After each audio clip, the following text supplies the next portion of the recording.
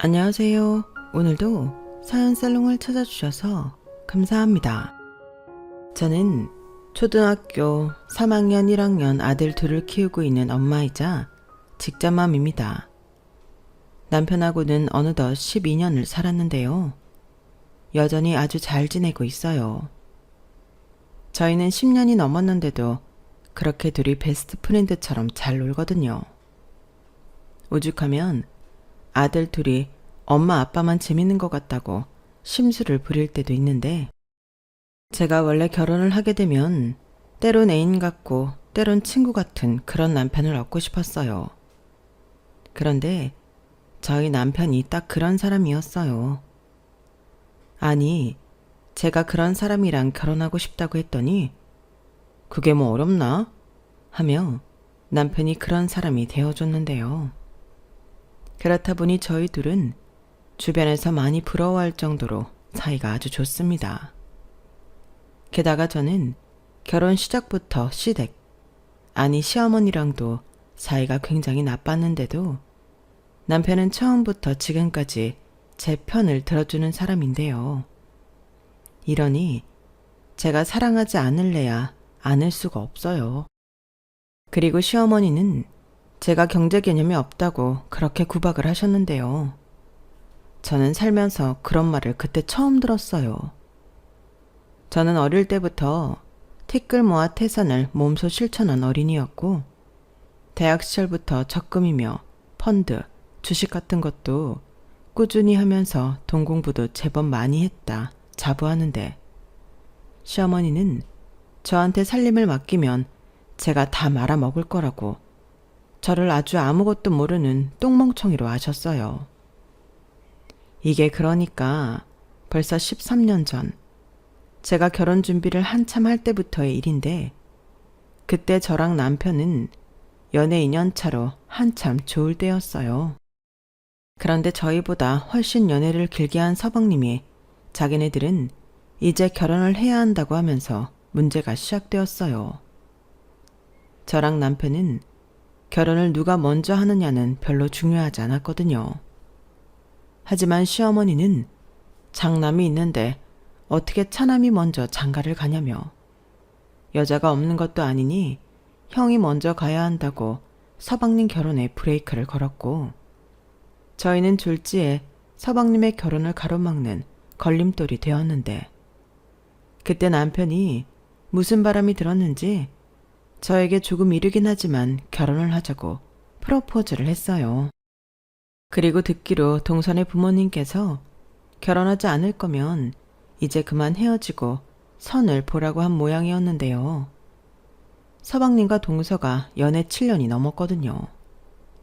그래서인 건지 아니면 자기 동생이 결혼 얘기를 꺼내니 자기도 하고 싶었던 건지, 남편은 이왕 이렇게 된 거 자기도 결혼하고 싶다고 저에게 말했는데, 그때 제 나이가 벌써 30이 넘었기에 결혼 생각이 아주 없었던 건 아니었기에 저도 마음이 움직였어요. 다만 이렇게 등 떠밀리듯 결혼을 하게 될 줄은 꿈에도 몰랐죠. 조금 당황하긴 했는데요. 저희 친정 부모님도 결혼을 서두르는 거 아니냐고 걱정이 많으셨죠. 하지만 그때도 남편이 나서서 저희 부모님을 설득했어요. 어머님 아버님이 뭘 걱정하시는지 잘 알고 있습니다. 제가 무조건 잘할게요. 전 괜히 분위기에 휩쓸려서 그러는 거 아닙니다. 정말 정화랑 결혼하고 싶어서 그래요. 결혼도 다 타이밍이라고 하는데 어쩐지 지금을 놓치면 후회할 것 같아서요.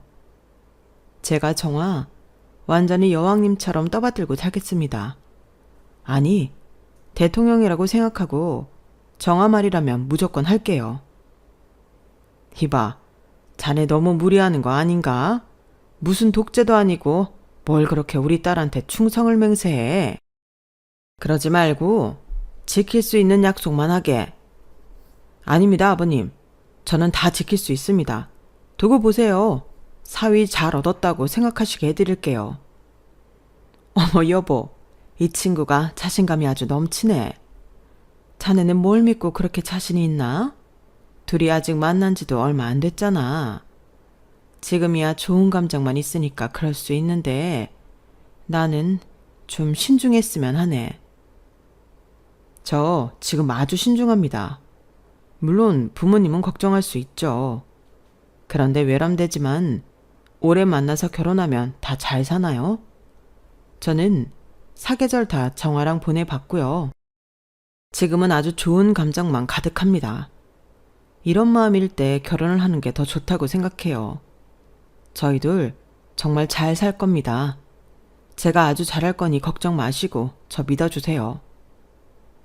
엄마, 아빠, 나도 생각보다 빨리 하는 결혼에 걱정이 아주 없는 건 아닌데 나도 나이가 있고 현석 씨는 나한테 결혼까지 하고 싶은 남자였어. 딸이 좋다는데 그냥 좀 허락해주면 안 돼?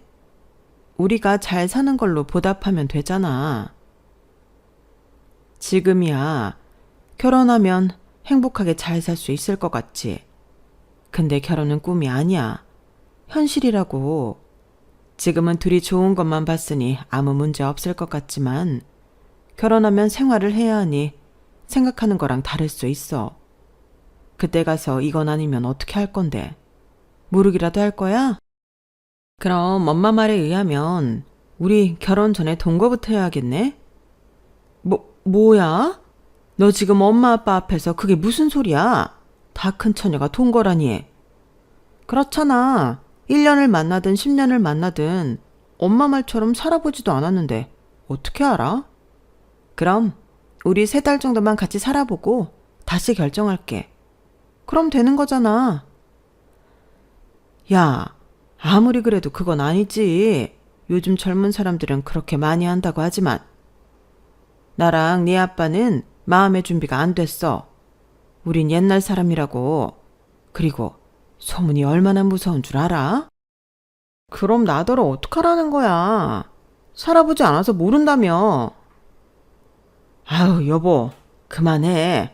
제가 우리 말을 들을 것 같았으면 동거 얘기까지 하겠어. 그래, 둘이 좋아 죽겠으면 해라 해. 정말?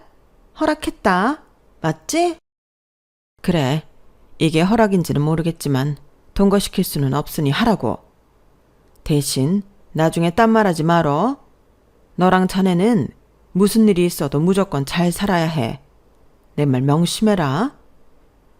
장모님, 감사합니다. 저 정말 실망시켜드리지 않을게요. 결혼했는데 생각했던 거랑 다르면 그냥 제가 맞춰서 다르게 살면 됩니다. 저 그럴 작정으로 여기 온 거예요. 헐씨고, 자네는 그렇게 내 딸이 좋은가? 나는 아무리 봐도 우리 딸한테 그런 매력은 못 느끼겠는데. 아빠! 아닙니다, 장인어른. 정화 같은 여자는 아무리 찾아도 없죠. 어떻게 이런 여자를 안 좋아할 수가 있나요? 여보, 당신 말이 맞네. 나 방금 팔에 닭살 돋았어. 그래, 해라 해. 그렇게 좋다는데 어쩌겠나. 대신 우리는 자네 집에서 하는 만큼 똑같이 하겠네. 더도 말고 덜도 말고 양과 똑같이 해서 결혼 진행해. 그리고 지금 여기서 방금 자네게 한 말은 목에 칼이 들어와도 절대 잊으면 안 되네. 내 딸 눈에서 눈물 나게 하면 나 정말 참지 않을 거야. 그렇게 저희 집에서 허락이 떨어지고 저희는 급하게 시작하긴 했지만 결혼 준비를 서둘렀어요. 그리고 가장 큰 문제는 역시 신혼집이었는데요. 그때 당시 저랑 남편은 각각 원룸과 오피스텔에서 자취를 하고 있었어요.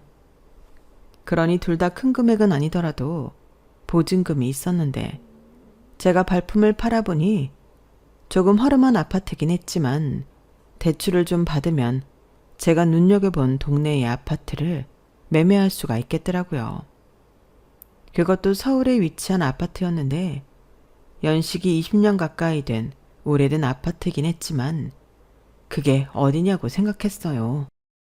그리고 결혼해서 월세든 전세든 쫓겨 사는 것보다 구축이라도 내 집을 갖고 시작하는 게 훨씬 안정적이라고 생각했는데 특히나 그 동네는 오래전부터 재개발 소식이 많아 평소에도 관심이 많던 지역이었거든요. 그래서 나름 자신도 있었어요. 그래서 당시 매매가가 2억 후반이었는데 평수가 작은 거긴 했지만 이 가격에 서울의 아파트를 장만할 수 있는 기회는 흔한 게 아니라고 생각해 남편에게 장황하게 이 설명을 했는데요. 남편은 자기는 아무것도 모른다며 저더러 알아서 하라고 전적으로 집 문제는 맡겨줬어요. 그리고 저는 더 고민할 것도 없어 일단 제가 가지고 있던 적금을 깨고 그 돈으로 아파트 계약을 진행했는데요.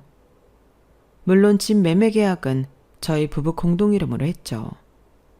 나중에 등기 칠 때도 당연히 공동 명의로 할 생각이었고요. 두 사람이 살던 집들 보증금 빼서 잔금을 치를 예정이고 또 대출금도 저희 둘이 같이 갚아나갈 예정이니 명의는 두 사람이 똑같이 갖는 것이 맞다고 생각했거든요.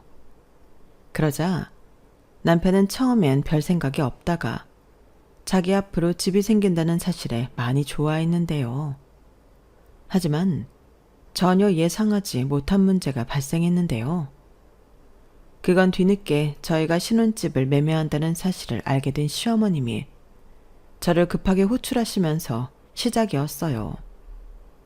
그리고 다짜고짜 제가 진행한 아파트 계약을 엎으라고 성화를 부리셨는데 그때는 얼마나 당황했는지 몰라요.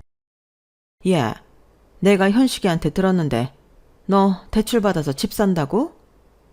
네, 마침 좋은 매물이 나와서요. 아, 설아, 니들 이제 막 결혼한 신혼인데 무슨 집을 사? 내가 돈이 많아서 산다고 하면 말리지도 않아. 돈이 없어서 대출까지 받아야 한다면 그게 맞는 거니? 너는 살림 시작도 하기 전에 빚부터 지고 시작하고 싶어? 어머니, 그게 아니고요. 어차피 저희 둘 다 월세 내고 있는 돈이 있어서요. 그 돈이면 대출금이랑 이자 갖고도 남아요. 전세로 들어가려고 해도 어차피 보증금이 부족한 건 마찬가지라. 이러니 저러니 해도 집을 사는 게 이득이거든요. 이득 같은 소리 안 해. 나이가 빠져서 언제 무너질지 모르는 구식 아파트라며. 넌 그런 집을 사고 싶니? 살 집이 있고 사면 안 되는 집이 있는 거다. 네가 아직 잘 몰라서 그래. 외람되지만 저도 충분히 알아보고 자신 있어서 사는 거예요. 그 동네가 몇 년 전부터 지하철역 생긴다고 말이 많거든요. 그리고 최근 몇 년 사이에도 이것저것 편의시설도 많이 들어왔고요. 아무튼 분위기가 좋아요. 됐다. 호황된 꿈꾸다 패가 망신하는 거야? 네가 뭘 안다고 그러니? 됐고 가서 계약 없던 일로 하고 와라. 사정 얘기해서 계약금 돌려달라고 해. 네? 그럼 저희는 어디서 살아요? 어디서 살긴. 둘이 합친 보증금으로 돈에 맞춰서 월세든 전세든 구해서 살면 되지. 네가 괜히 아파트 병 같은 게 걸려서 그런데 요즘 빌라는 보증금 그렇게 높지도 않다. 어머니, 요즘 빌라도 예전 같지 않아요. 좁아 터진 빌라도 서울에만 있으면 보증금이 몇 억씩 한다고요. 누가 서울로 오더래? 돈에 맞추라고 했잖아. 그럼 어디 수도권 지역으로 알아보면 되잖아. 요즘 지하철이다 뭐다 좋아졌는데 어디든 못 살겠니? 어머니, 그건 좀... 저도 현석 씨도 너무 고생해요. 저희가 일주일에 5번을 출근하는데 길에 시간을 버리라고요? 그게 뭐 어때서? 젊어서 고생은 사서도 한다고 했는데 빚 없으면 그만이지. 넌 빚이 있다는 게 얼마나 사람을 피마르게 하는 줄 알아? 나는 카드도 빚이라고 생각하는 사람이야. 괜히 할부다 뭐다 돈 쓰게 만드는데 너도 이참에 카드도 비상용으로 하나만 남겨두고 다 없애라. 저는 막무가내로 자기 할 말만 하는 시어머니를 보고 황당하다 못해 어이가 없었어요. 물론 걱정하셔서 하는 말씀인 건 알겠는데 너무 명령조로 말씀을 하시니 저도 기분이 나쁠 수밖에 없었죠. 게다가 제가 나이 30이 넘었는데 사리 분별도 못하는 취급을 하시니 그건 정말 참기 어려웠는데요. 제가 겨우겨우 참고 있는 줄도 모르고 시어머니는 저를 아주 돈개념도 없는 한심한 사람으로 만드셨어요. 그래서 이런 문제일수록 초반에 잘 입장을 밝혀야 할 것 같아 저는 이미 계약금을 냈고 물을 생각도 없다고 딱 잘라 말했는데 시어머님이 도끼 눈을 뜨시고 지금 자기 성질 건드리려며 무섭게 다그치셨어요. 너 지금 내 말이 우습냐? 어떻게 돼 내가? 시집도 오기 전에 싫다는 말이 나와? 그럼 싫은 걸 좋다고 해요, 어머니? 신혼집 문제는 당사자인 저랑 현석 씨한테 맡겨주세요. 저는 그럼 그런 줄 알고 이만 가겠습니다. 뭐야? 너 당장 돌아앉지 못해? 저는 시어머님 목청이 쩌렁쩌렁 울리는 가운데 시댁을 나왔어요. 그리고 시어머니 호출에 저 혼자만 시댁에 갔던 거라 곧바로 남편에게 전화를 해서 방금 들었던 말 그대로 전했는데요. 제 용건은 간단했어요. 나는 절대 양보 못하니 자기 엄마 말 듣고 싶으면 결혼 없던 일로 하자고 했죠. 그러자 남편은 펄쩍 뛰면서 자기는 자기 엄마랑 등 돌리고 살더라도 무조건 저랑 결혼할 거라고 했는데 유치한 건 알지만 그게 기분이 썩 나쁘지 않더군요. 솔직히 저랑 같이 살 남편만 제 편이면 되는 거잖아요. 그래서 시댁에서 나빴던 기분도 금세 풀렸고 시어머님이 어떻게 나오시나 두고 볼 작정이었는데 그 뒤 시어머니와 저는 끊임없는 신경전을 벌여야만 했어요. 시어머님은 무조건 자기 말이 맞고 또 법이라는 듯 저에게 자기 생각을 강요했는데 하물며 혼수를 하는 것도 자기가 사라는 걸 사라고 저에게 명단과 가게 이름을 적어서 그걸 사진 찍어 저에게 보내시더라고요.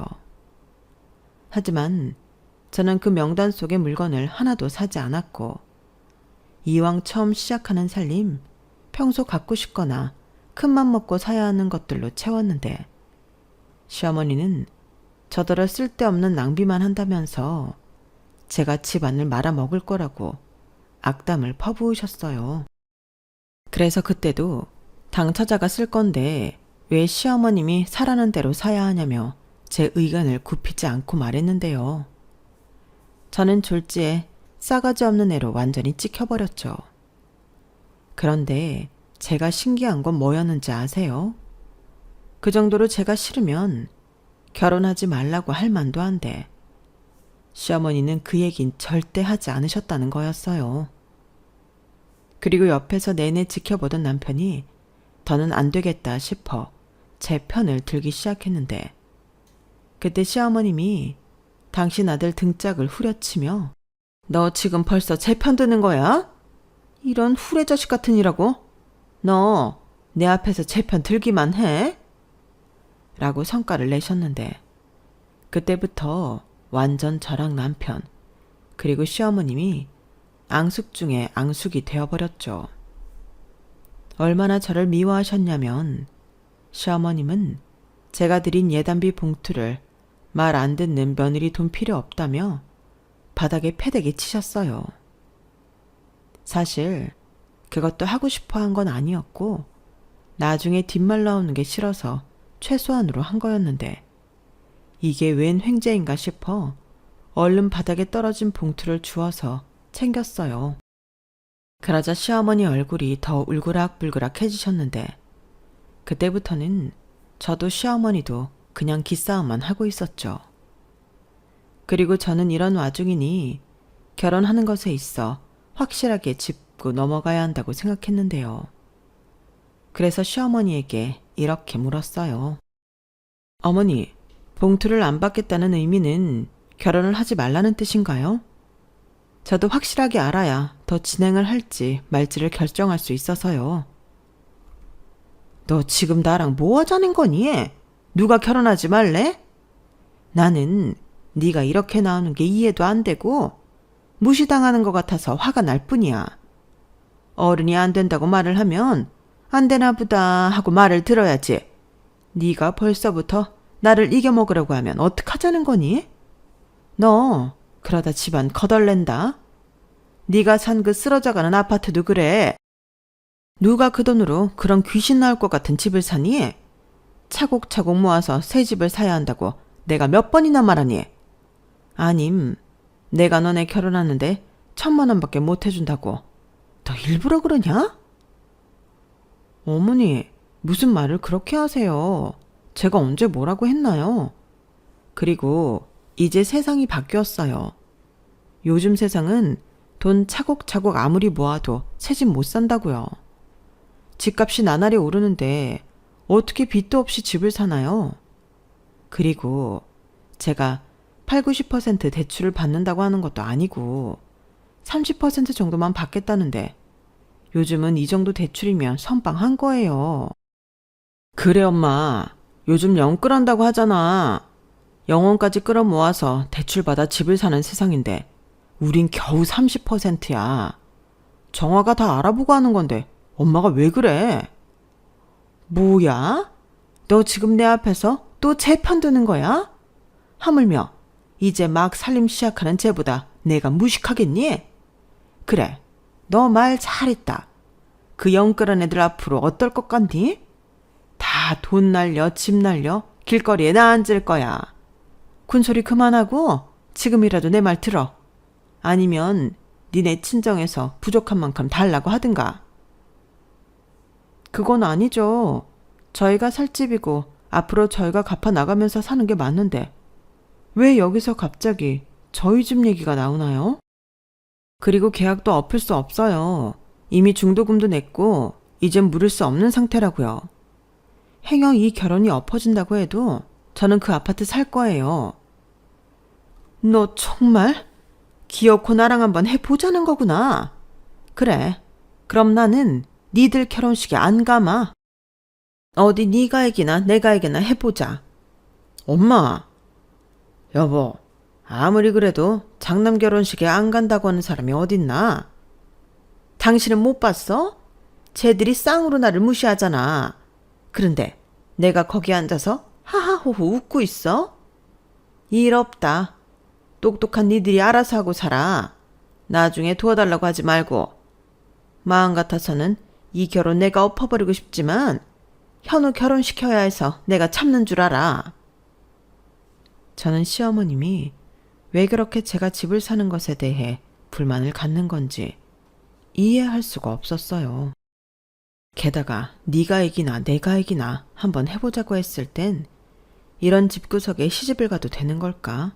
심히 걱정이 많았는데요. 그때 제 흔들리는 마음을 남편이 붙잡았어요. 자기가 알아서 해결할 거라고 저더러 신경 쓰지 말고 하고 싶은 대로 하라고 저를 밀어줬거든요.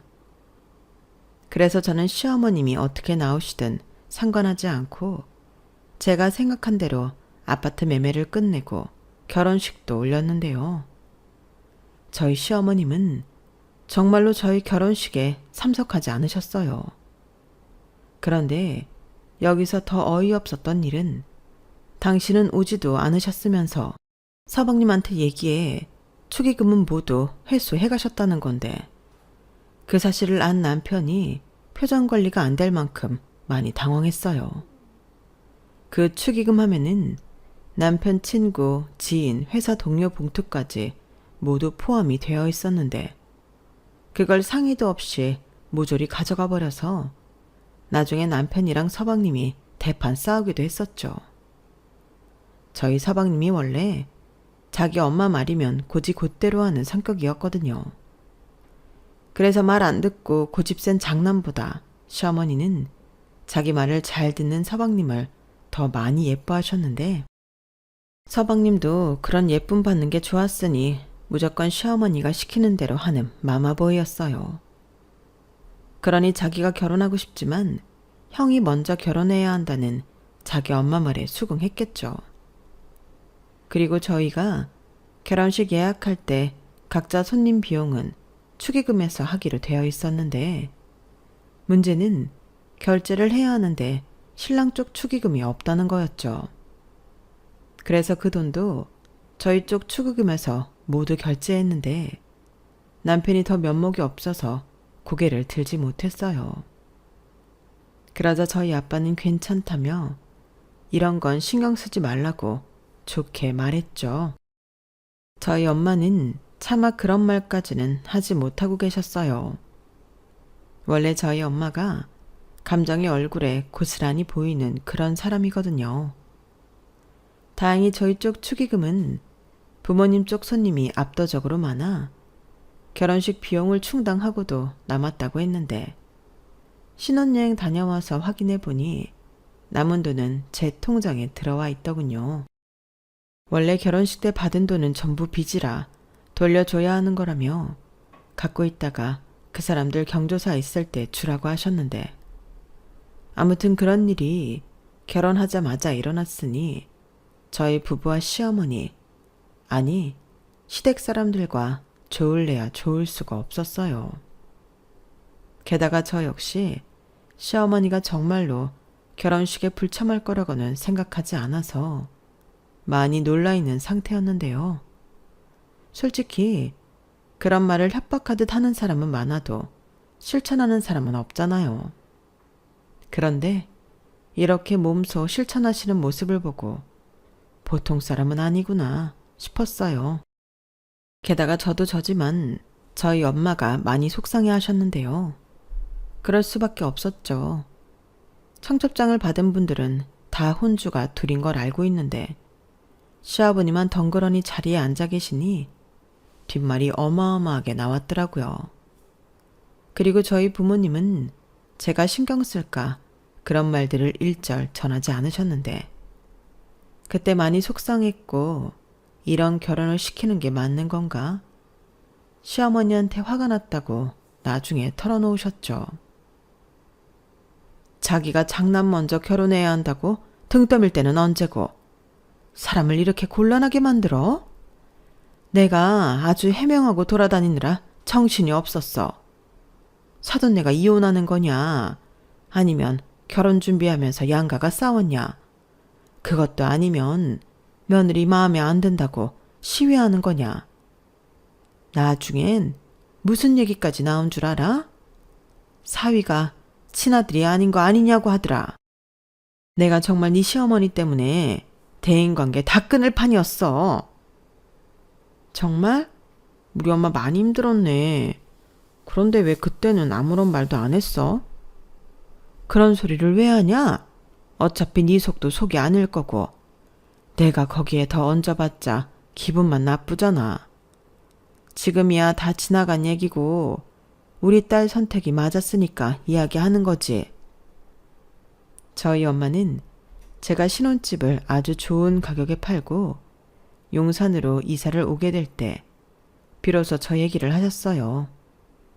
그리고 시어머니는 저한테 망한다고 그렇게 악담을 하더니 제가 신혼집으로 샀던 아파트가 저희 결혼하고 6년 만에 재개발이 되어 거의 5배 가까이 오른 금액으로 팔자 많이 놀라시고는 저에게 6년 만에 처음으로 전화를 직접 하셨어요.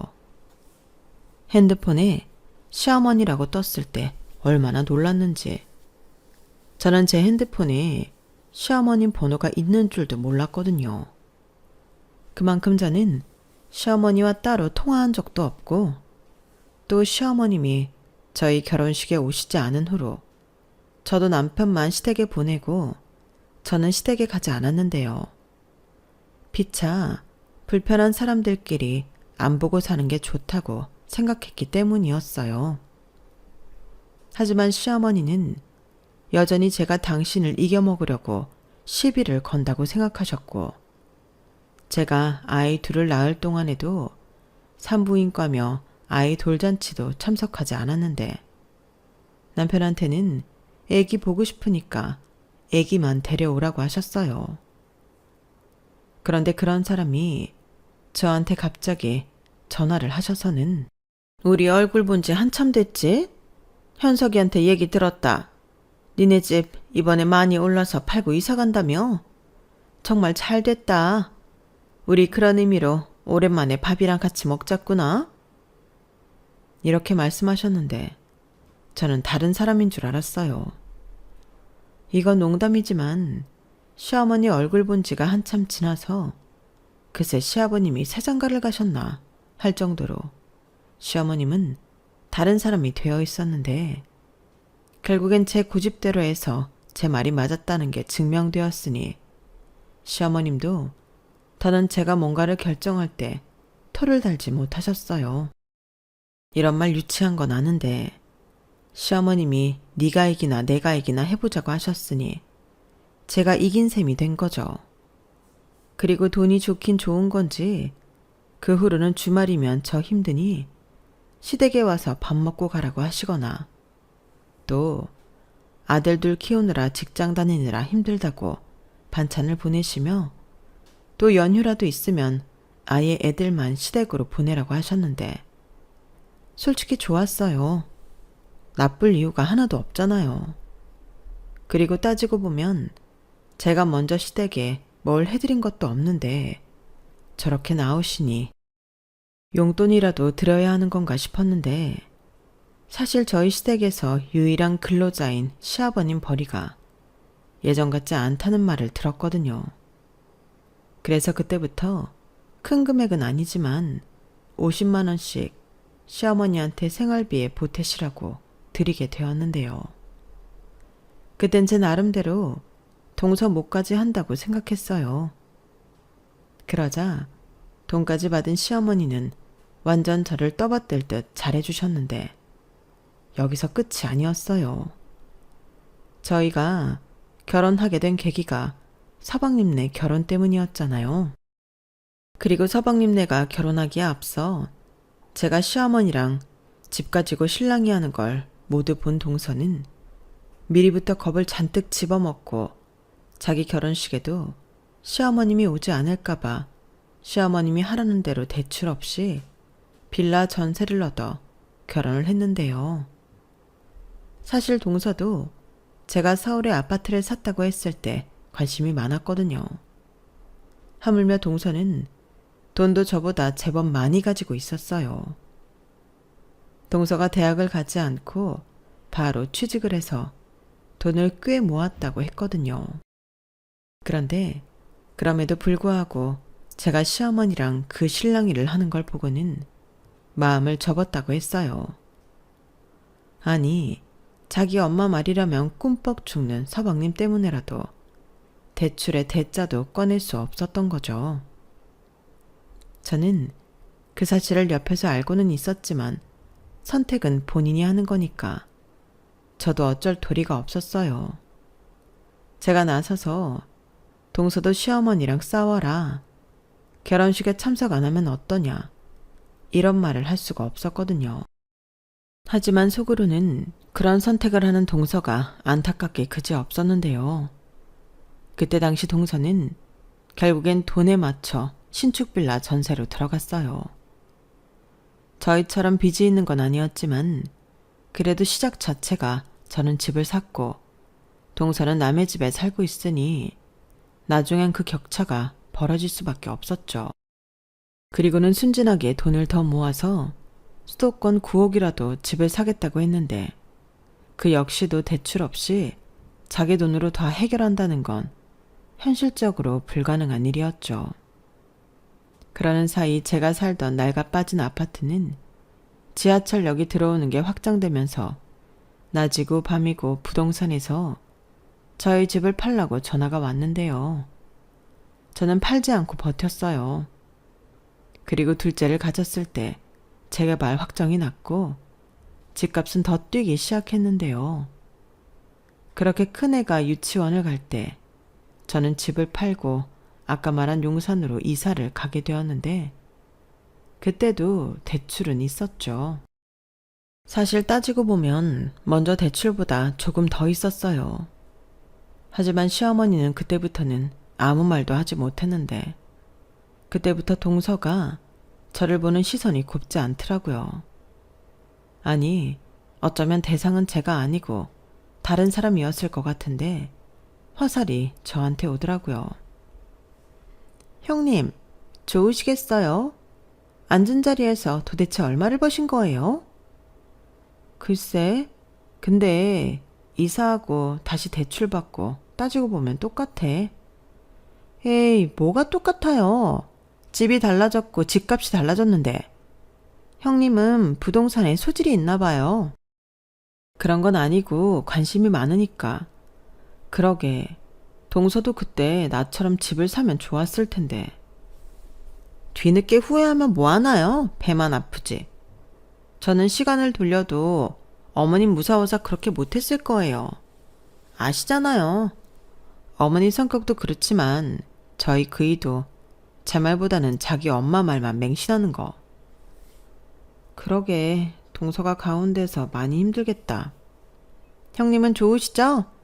아주버님이 딱 형님 편만 드시잖아요. 저희 남편도 아주버님 같은 사람이었으면 저도 형님처럼 집 사서 돈 벌었을 텐데. 저는 남자 보는 눈이 없나 봐요. 뭘 또 그렇게까지. 그러지 말고 지금이라도 살던 집 전세 계약 끝나면 집 사.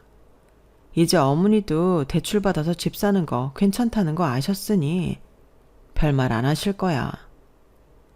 저는 괜히 저한테 투덜대는 동서였지만 지속도 오죽하면 저렇게 삐딱하게 굴까 한 번은 참아줬어요. 저도 입장 바꿔 생각하면 배가 아플 것 같았거든요. 하지만 2번은 참아줄 생각이 없었는데 그러는 중 시아버님이 환갑이 되셨어요. 저희 시부모님이 나이 차이가 제법 나셨거든요.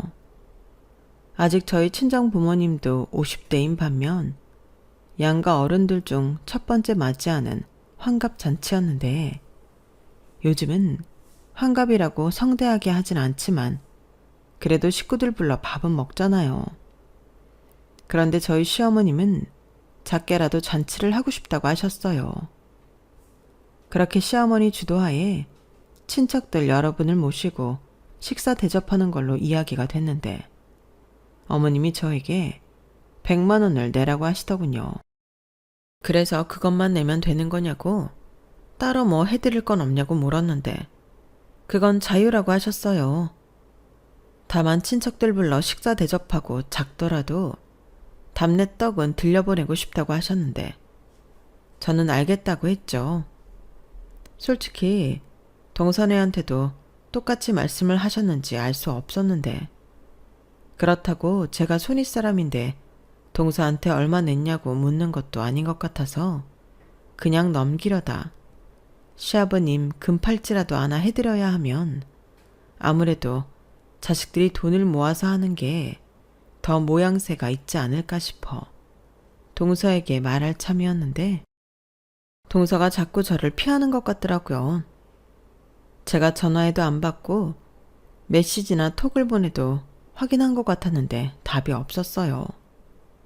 그래서 금팔찌는 됐고 그냥 시아버님에게 돈 50만 원 든 봉투만 하나 만들어 드릴 작정이었고 마침 시아버님 환갑 당일이 되었는데 동서는 친척들 맞을 준비도 하지 않고 구석에서 연거푸 깡소주를 마시고 있더군요.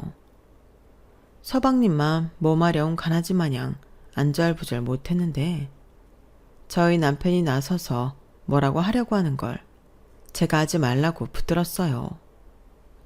괜히 잘못 건드려서 빌미 만들어주지 말라고 했는데 그때 시어머니도 입술이 바르르 떨리면서 언제 터질지 모를 분노를 삭히고 계시더라고요. 그리고 저에게 쟤 좀 어디 안 보이는 대로 치워라. 쟤는 왜 저런다니? 라고 하셨는데 솔직히 나서고 싶지 않지만 서방님한테 시키면 싸움 날 것 같고 그렇다고 저희 남편을 시킬 수도 없어서 제가 동서에게 어디 안 보이는 데 가서 마시라고 했어요. 그러자 저를 째려보던 동서는 이내 더 구석으로 가서 술을 계속 먹었고 저는 저러다 뭔 일이 날 것 같아서 불안해서 서방님에게 계속 눈치를 줬는데 서방님은 보고도 모른 척 하려고 하더군요. 요즘 돈 문제로 엄청 싸운다면서 자긴 싸우기 싫어서 자기 와이프한테 말 걸고 싶지 않다고 했어요. 그러면서 오늘도 자기 혼자 간다고 했는데 동서가 굳이 간다고 해서 온 거라고 했는데요. 저건 또 무슨 꼬라지인가 싶더군요. 아무래도 언제고 나를 잡아서 동서한테 제대로 이야기를 해야 할 것 같았어요. 하지만 그날이 오늘은 아니었던 거죠. 그렇게 꽤 자리가 무르익어 갈 즈음 동서가 얼마나 마셨는지 비틀거리며 시어머님이 있는 쪽으로 다가왔는데 순간 동서가 몸도 제대로 가누지 못해서 제가 동서를 붙잡았어요. 그러자 동서는 어디서 그런 힘이 났는지 저를 뿌리치고 그대로 시어머니에게 향했고 꼬부라진 혀로 그동안 가슴에 품고 있던 말을 한꺼번에 쏟아내기 시작했는데 망신도 그런 개망신이 없었어요. 저 말고 시어머님이 친척들에게 개망신을 당하신 거예요. 어머니, 저 불만 있어요. 저 어머니 말 듣고 전세 들어갔다가 보증금도 다 못 받고 지금까지 소송 중인 거 아시죠? 근데 어머니, 왜 저한테 아무 말씀 안 하세요? 그 빌라 어머님이 계약하라고 하셨잖아요. 저는 형님처럼 대출받아서 집 사고 싶었는데 대출받으면 큰일 난다고 전세 가라고 해서 전세 갔는데 이게 뭐예요? 아우 얘가 취했네. 너 미쳤어? 아니 하다 할 짓이 없어서 시아버지 환갑날 취해서 주사를 부리냐? 어머니는 이게 주사로 보이세요? 하소연이잖아요. 제 돈 어떻게 하실 건데요? 어머님이 그러셨죠? 형님네는 망했다고. 분명 제가 더 잘 살 거라고. 어머니 말만 들으면 된다고 그렇게 말씀하셨는데 이게 뭐예요? 저는 돈도 없고 집도 없어요. 얘가 왜 이래? 너 그 입 안 다물어? 네, 어떻게 뚫은 입인데 다시 다물라고 하세요. 저 이 말 하려고 아까부터 술 마신 거예요. 어머님이 책임지세요. 어머니 집을 팔고 그 돈을 저희 주시든 저희도 형님처럼 용산에 있는 아파트 가게 돈 해주시라고요. 야 홍은지, 너 그만하지 못해? 우리 엄마한테 무슨 짓이야? 너는 나한테 이게 무슨 짓이니? 가만 보면 네가 제일 나빠. 아주버님 봐봐. 너는 형 보고 뭐 느끼는 것도 없냐? 내가 마마보인 줄은 알았는데 이렇게 실속 없고 등신 머저리인 거 몰랐어. 이럴 줄 알았으면 너랑 결혼 안 하는 건데. 어머 얘가 진짜? 너 돌았니? 네, 저 돌았어요. 이런 상황에 어떻게 안 돌 수가 있어요? 어머니 말 듣다가 가진 거 날리고 쥐뿔 아무것도 없는데. 어머님은 저한테 100만 원을 달라고 하셨잖아요. 아니, 어떻게 저한테 그러실 수 있어요? 뭐야? 너 그것 때문에 이 난리를 치는 거였어? 네 형님도 똑같이 냈어. 그러니까요. 형님은 돈 벌었으니까 낼 수 있지만 어떻게 저희한테 내라고 하실 수 있냐고요. 그리고 저 등신 같은 남편 놈이 그 돈은 주지 말라고 했는데 벌써 갖다 줬다고 하고. 저는 왜 이렇게 살아야 하는 거죠? 형님 돈 버는 동안 저는 제가 가진 거 까먹고 없는데 왜 이런 건 똑같이 해야 하냐고요. 어머니, 저한테 왜 그러세요? 왜? 쥐뿔도 모르면서 저한테 왜 이래라 저래라 하시냐고요. 이게 다 어머니 때문이에요. 그날 동서는 나를 제대로 잡은 듯 온 친척들이 다 보는 앞에서 한참 동안 고래고래 소리를 지르며 시어머니 탓을 했어요. 그리고 시아버님도 잔치고 뭐고 다 때려치우라며 자리를 박차고 나가버리셨는데 시어머니 얼굴만 잔뜩 구겨지셨죠. 그리고 서방님 손에 질질 끌려나간 동서는 결국 서방님에게 이혼하자고 이혼 서류를 던져버렸는데 동선의 부모님도 오셔서 한바탕 뒤집어 놓고 가셨다고 하더군요. 그때 시어머님이 하신 말이 있어요. 아니, 내가 아무리 하지 말라고 해도 지 뜻이 확고하면 그네처럼 지 뜻대로 했겠지.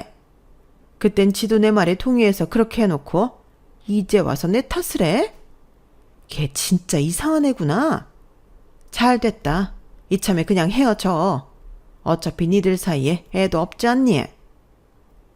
저 말을 옆에서 듣는데 저는 다시금 시어머니 얼굴을 보고 싶지 않아졌어요. 사실은요, 동선애가 아직 애가 없는 것도 시어머님이 집 사기 전에는 애를 갖지 말라고 훈수를 두셨기 때문이라는 걸 저는 알고 있었거든요. 물론 그렇게 하라고 진짜 아는 서방님이나 동서에게도 문제가 있지만 저런 식으로 자기는 잘못 없다는 듯 말을 하는 시어머니를 보니 없던 정도 뚝 떨어졌는데 그런 시어머니는 이젠 동네에서 그렇게 제 자랑을 하고 다니셨어요.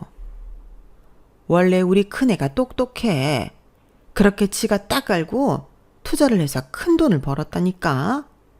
나는 걱정돼서 너무 모험하는 거 아니냐고 옆에서 말렸는데 아니라고 확실하다고 그렇게 집을 사더라고. 그리고 그 집이 5배가 올라서 이번에 용산에 큰 평수 아파트 사서 이사 갔잖아. 한강이 그렇게 잘 보인대. 어머 정말? 자기는 맏며느리 하나는 기똥차게 얻었네. 자기는 좋겠어? 좋지. 나는 걔가 처음에 우리 집에 인사 왔을 때부터 좋더라고. 저 말을 제가 어쩌다 듣게 됐는데 너무 어이가 없었어요. 저희 시어머니야말로 처음부터 끝까지 어이없는 사람이더라고요. 그래서 남편한테 이 얘기를 하면서 나는 저런 이기적인 사람한테는 최소한의 할 도리만 하고 싶다고 전했는데요. 남편은 저 편한 대로 하라고 하더군요. 내키지 않으면 전처럼 자기 본가에 아예 안 가도 된다고 했어요.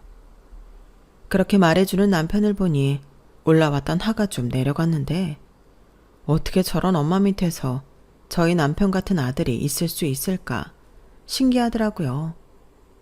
그리고 만약 제 남편이 서방님 같은 인간 말종이었다면 저는 동서처럼 살지 않았을 건데요. 아니죠. 애당초 그런 결혼은 엎어버리고도 남았을 거예요. 어찌 보면 이 지경까지 오도록 아무것도 안 한 동서 잘못이 아주 없다고는 못하겠는데 원래 가재는 개편이라고 저는 동서가 짠하기만 합니다.